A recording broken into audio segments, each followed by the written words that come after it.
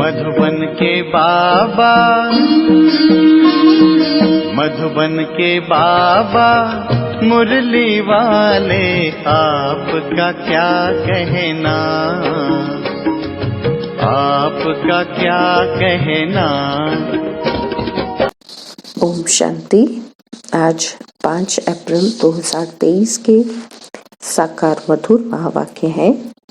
आज मीठे मीठे बाप दादा बोले, मीठे बच्चे, औरों को समझाने की सर्विस करते रहो, ज्ञान धन का दान करो तो अपार खुशी रहेगी, सर्व की आशीर्वाद मिलेगी, बाप की याद भूलेगी नहीं। बाबा ने कहा, मीठे बच्चे, औरों को समझाने की सर्विस करते रहो, ज्ञान धन का दान करो तो अपार खुशी रहेगी, सर्व की आशीर्वाद मिलेगी, बाप की याद भूलेगी नहीं। आज बाबा ने प्रश्न पूछा कि बाप, तुम बच्चों को रूहानी ड्रिल क्यों सिखलाते हैं? और उत्तर में बाबा कहते, पहलवान बनाने के लिए। जितना तुम बाप की याद में रहते हो, पढ़ाई पर ध्यान देते हो, उतना तुम्हारे में ताकत आती जाती है। इसी बल से तुम माया पर विजय प्राप्त कर लेते हो। तुम कोई स्थूल हथियार आदि नहीं चलाते, सुदर्शन चक्र से माया का गला काटते हो। यह है अहिंसक युद्ध। मुरली का गीत है, बचपन के दिन भुला न देना। ओम शांति। बच्चे इस गीत का अर्थ समझते होंगे। बाप करण करावनहार है ना, तो ऐसे ऐसे गीत भी बाबा ने बच्चों के लिए बनवाए हैं। बाप बच्चों को कहते हैं कि बेहद के माता पिता के बच्चे बनकर फिर भुला न देना। यह याद लंबी है, याद करते ही रहना है। जब माता पिता कहते हैं तो पिता को याद जरूर करना है। माता पिता की याद तो पहले होती है और फिर वर्षे के लिए बाप की ही याद रखनी पड़ती है। लिखा हुआ भी है ना कि जीटी सावरनिटी तुम्हारा ईश्वरीय जन्म सिद्ध अधिकार है। परमपिता परमात्मा है विश्व का रचता, तो जरूर स्वर्ग नई दुनिया ही रचेंगे। बाप कभी ऐसे नहीं कहेंगे कि हम पुराना घर बनाते हैं, हमेशा नया घर ही बनाते हैं। पुराना बनाने का अक्षर कभी नहीं निकलता। बेहद का बाप भी नई दुनिया ही रचते हैं। अब बच्चे जानते हैं कि हम माता पिता से वर्षा पाने श्रीमत पर चल रहे हैं। यह है बुद्धि की यात्रा, और वह जिस्मानी यात्राएं तो जन्म जन्मांतर करते आते हैं और घड़ी घड़ी करते ही रहते हैं। ये रूहानी यात्रा एक ही बार होती है, तो यात्री पंडे को कभी भूल नहीं सकते, अथवा बच्चे माता पिता को कभी भूल नहीं सकते। तुम हो पांडव सेना, सुप्रीम पंडा है शिव बाबा, तुम हो उनके बच्चे। बद्रीनाथ व अमरनाथ पर जाते हैं तो बुद्धि में यात्रा ही याद रहती है। जैसे विलायत से लौटते हैं तो फिर अपना बर्थ प्लेस ही याद रहता है। खुशी होती है कि हम घर जाते हैं। तुम बच्चे भी जानते हो, अपने बेहद घर स्वीट होम में हम जाते हैं। विकर्मजीत जरूर बनना है, यह बाप ही आकर सिखलाते हैं। कहते हैं सिवाय याद व योग के तुम्हारे विकर्म विनाश हो नहीं सकते। योग की महिमा बहुत है। भारत, प्राचीन भारत का योग गाया हुआ है। पुराने ते पुराना, तो सत्युग है नई दुनिया, तो इस समय पुरानी दुनिया में पुराना योग सिखलाते हैं। योग की महिमा बहुत है। बाप यह योग सिखलाकर जाते हैं, फिर भक्ति मार्ग शुरू होगा। और तुम कहेंगे प्राचीन योग मनुष्य को कभी सिखला नहीं सके, और सभी अनेक प्रकार के योग मनुष्य को सिखलाते हैं। अब तुम बच्चे जानते हो, क्या जानते हैं कि सभी का सच्चा सच्चा बाप एक है और सबकी माँ जगदम्बा है। यूं तो फादर सबको कहते रहते हैं, म्यूनिसिपैलिटी के चेयरमैन को भी फादर कहते हैं। ऐसे तो फिर बहुत हो जाते हैं। गॉड फादर एक ही है, वह है रचता, सृष्टि भी एक ही है। ऐसे नहीं कि नीचे व ऊपर कोई सृष्टि है। मनुष्य कितनी कोशिश करते हैं चंद्रमा स्टार्स तरफ जाकर प्लाट खरीद करे, अब अति में जाते हैं तो फिर विनाश हो जाता है, भल कितना भी माथा मारे। अब बाप कहते हैं, लाडले बच्चे, बचपन भुला नहीं देना। यहाँ तो पहले बच्चे बनते हैं बाप के, और वही बाप फिर शिक्षक भी बनते हैं। वर्षा देने वाला एक ही बाप है। सन्यासियों को तो माता पिता है नहीं, प्रॉपर्टी मिल न सके। लौकिक बाप से तो सबको वर्षा मिलता है, और पारलौकिक बाप एक ही है, उनको कहा जाता है रचता। बाप कहते हैं, मैं हूँ मनुष्य, सृष्टि का बीज रूप, मेरी महिमा भी करते हैं, सत्यचित आनंद स्वरूप। यह तो समझते हो कि बाप की महिमा बिल्कुल अलग है और कोई की वो महिमा कर नहीं सकते। विश्व के मालिक लक्ष्मी नारायण की महिमा बिल्कुल अलग है। उनकी महिमा गाते हैं सर्वगुण संपन्न, अहिंसा, परमो धर्म, मर्यादा पुरुषोत्तम। पहले नंबर में स्वर्ग के महाराजा महारानी की महिमा है। वह राज्य ही ऐसा है, यथा राजा रानी तथा प्रजा।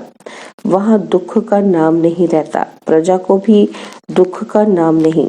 ऐसी दुनिया तो जरूर परमपिता परमात्मा ही रचेंगे। उनको कहा ही जाता है हेवनली गॉडफादर। भला अंग्रेज लोग अक्सर कहते हैं हेवन, परंतु समझते नहीं कि हेवन क्या होता है। भारत ही हेवन था। भारत की बड़ी भारी महिमा है। तुम्हारा दुश्मन है रावण, तुम्हारा बेहद का राज्य गंवाने वाली यह माया दुश्मन है। आधा कल्प से तुमने राजाई गंवाई है, गवाते गवाते तुम बिल्कुल ही कंगाल बन पड़े हो, और फिर तुमको ही राज्य भाग्य मिलता है। तुमको ही हीरो हीरोइन कहेंगे, एक हीरो हीरोइन, फिर उनकी वंशावली, तुम सभी हीरो हीरोइन बनते हो, अर्थात सारे विश्व पर तुम विजय प्राप्त करते हो। तुम इस समय हीरो हीरोइन का पार्ट बजा रहे हो। सारे विश्व में बाप तुमको हीरो हीरोइन का टाइटल दिलवा रहे हैं। तुम हो शिव शक्ति सेना। तुम जानते हो हम योग बल से स्वर्ग बनाते हैं और फिर स्वर्ग में हम राज्य करेंगे, परंतु माया ऐसी है जो भुला देती है। जैसे सेकंड में जीवन मुक्ति मिलती है तो माया भी फिर सेकंड में भुला देती है। जीवन मुक्ति को फारकती देश सेकंड में मर जाते हैं। बाप तो समझाते रहते हैं, बच्चे जीवन की मुसाफरी लंबी है, बरोबर बाप को याद करना है तो अंतमति सुगति हो जाएगी। जिस माता पिता से बेहद का वर्षा मिलता है, उनसे अगर मुंह मोड़ा तो फिर उस तरफ चले जाते हैं। बच्चों ने लखनऊ में भूल भुलैया देखा होगा। अंदर जाने से मनुष्य मूंझ जाते हैं। यह भी ऐसे है। बाप और बाप का घर भूल जाने से धक्के खाते, माथा टेकते रहते। रास्ता दिखाने वाला तो ऊपर खड़ा है। बाप कहते हैं, तुम अब माया पर जीत पाने का पुरुषार्थ कर रहे हो, श्रीमत पर। ऐसे नहीं कि आज माता पिता कहे कल फिर उनको भुला दो। यहाँ तो और संग तोड़ एक साथ जोड़ना है। भक्ति मार्ग में गाते भी हैं, बलिहार जाऊं, वारी जाऊं, नाम लेते हैं श्री कृष्ण का। वास्तव में श्री कृष्ण की बात है नहीं, यह है ही रुद्र ज्ञान यज्ञ। रुद्र शिव को कहा जाता है। इतनी छोटी सी बात भी मनुष्य समझते नहीं। बाबा ने गीता बहुत पढ़ी है, परंतु पहले कुछ भी समझते नहीं थे। अभी समझते हैं तो उसमें तो भगवानुवाच लिखा हुआ है।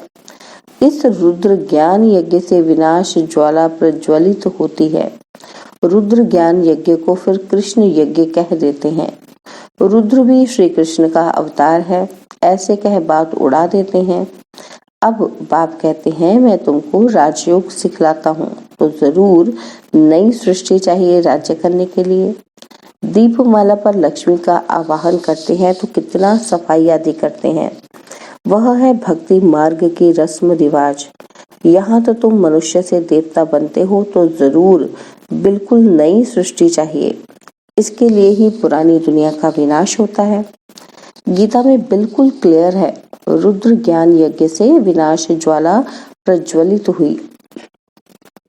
बाप है ही बेहद की सृष्टि रचने वाला। कहते हैं, बच्चों मुझ बाप को भूल नहीं जाना। आज हंसते कल बाप को भूले तो खत्म। फिर इतना रोना पड़ेगा जो कभी नहीं रोया होगा। बादशाही गवा बैठते हैं, बड़ा घाटा पड़ जाएगा। घाटे वाले मनुष्य की शक्ल पीली हो जाती है तो बाप कहते हैं, पारलौकिक बाप और वर्षे को भुला नहीं देना। औरों को समझाने की सर्विस करते रहो। सर्विस में बिजी रहने से फिर भूलेंगे नहीं। धन दिए धन न खुटे। जितना दान करेंगे उतना खुशी का पारा चढ़ेगा। औरों की आशीर्वाद तुम्हारे सिर पर होगी। कहेंगे ऐसे पंडे पर तो बलिहार जाऊं जिसने स्वर्ग का रास्ता बताया। यहाँ प्रैक्टिकल में बाप का शुक्रिया माना जाता है। बाप कहते हैं बेहद की शांति सदा काल के लिए देने वाला तो मैं ही हूँ। मैं तुमको ऐसे कर्म सिखलाता हूँ जो कभी दुख अशांति हो नहीं सकती। कर्मों की गति बड़ी गहन है। बाप कहते हैं मैं रोज तुमको कर्म अकर्म विकर्म का राज समझाता हूँ। सत्युग में कर्म विकर्म होता नहीं, कर्म अकर्म होता है, क्योंकि वहाँ माया है नहीं। अभी तो माया का राज्य है, इसलिए कर्म विकर्म बन जाता है। अभी तुम ड्रिल सीख रहे हो और पहलवान बन रहे हो। यह पढ़ाई तो अंत तक पढ़नी है। जितना पढ़ेंगे उतनी ताकत मिलेगी। वृद्धि को पाते रहेंगे। हर एक मठ पंथ का पहले एक आता है, फिर वृद्धि होती जाती है। आजकल तो दुनिया में अंधश्रद्धा बहुत है।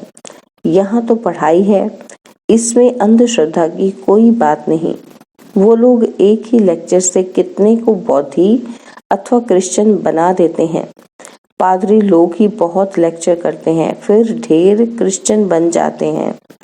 यहाँ वह बात नहीं। यहाँ तो माया से युद्ध करनी है। इसको कहा जाता है युद्ध स्थल। भगवान आकर हिंसा थोड़ी सिखलाएंगे। कहते हैं अहिंसा का बल चाहिए, परंतु हिंसक मनुष्य कभी अहिंसा सिखला न सके।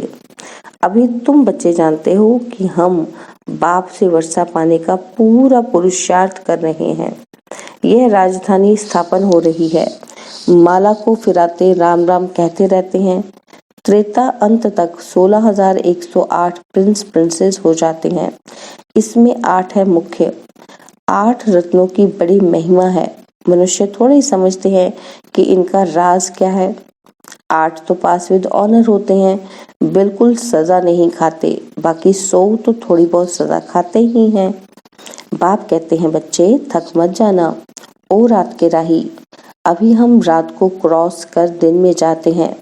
बाबा भी आते हैं संगम पर। आधा कल्प की रात पूरी होती है तो बाप आते हैं, इसलिए ही शिवरात्रि कहते हैं।